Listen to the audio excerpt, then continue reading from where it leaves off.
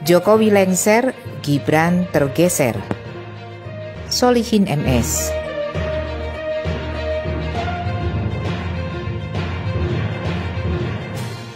Tulisan ini diasumsikan jika Prabowo sekarang masih Prabowo yang dulu. Seperti ungkapannya, saya sekarang masih seperti yang dulu. Maka beberapa bulan ke depan, Prabowo akan jadi musuh Jokowi. Kezaliman Jokowi sudah terlampau parah, bukan saja terhadap Prabowo di Pilpres 2019, tapi juga terhadap PDIP sebagai partai yang membesarkannya, juga terhadap Anies yang dirampok di Pilpres 2024, terhadap Habib Rizik Syihab, terhadap 6 laskar FPI, terhadap jutaan rakyat Indonesia yang terus dizalimi dan disengsarakan. Selama kurang lebih 5 tahun, Prabowo bersiasat menempel Jokowi sebagai pembantunya sampai akhirnya Jokowi masuk perangkap Prabowo. Orang seperti Jokowi memang harus selalu disanjung, dipuja-puja, kalau perlu dijilat, baru runtuh pertahanan mentalnya. Tapi jika Jokowi diprotes, dikritik, dicaci, dihujat, atau bahkan dihina, dia tidak akan meladeninya. Walaupun yang memprotes jutaan orang. Kulit dan mukanya sudah berubah jadi muka dan kulit badak.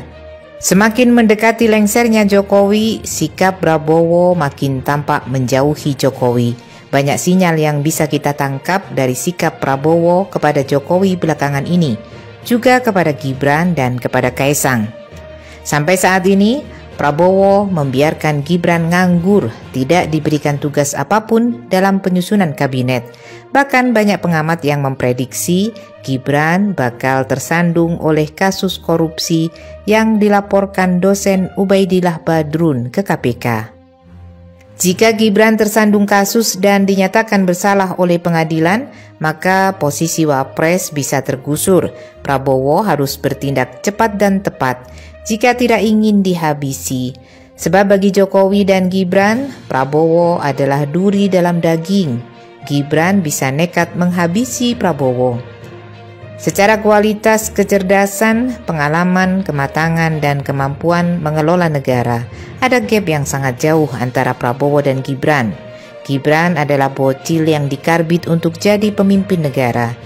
Bagi Prabowo, bisa jadi Gibran hanya akan jadi duri dalam daging. Demikian juga sikap Prabowo terhadap Kaesang. Secara hati nurani tidak mendukung Kaesang dan jelas lebih memilih kadernya dari Gerindra daripada harus mengusung Kaesang di Pilgub DKI Jakarta. Tapi lagi-lagi Prabowo harus bermain cantik sehingga sampai masa akhir jabatan Jokowi nanti tetap percaya dan tidak membuat langkah dramatis yang membuyarkan semua siasat Prabowo. Ada kemungkinan Anies tetap jadi gubernur DKI Jakarta dan Kaesang bakal tersingkir. Siasat ini juga sedang dimainkan oleh Golkar yang tidak mendukung Ridwan Kamil maju di Pilgub DKI berpasangan dengan Kaesang, tapi mendorongnya maju di Pilgub Jabar. Jika Prabowo masih tetap sebagai seorang prajurit, pasti dia akan mengutamakan kepentingan bangsa dan negara daripada harus mengikuti kemauan Jokowi yang justru bertujuan meruntuhkan negara dan membiarkan Cina mengambil alih semua kekuasaan di Indonesia.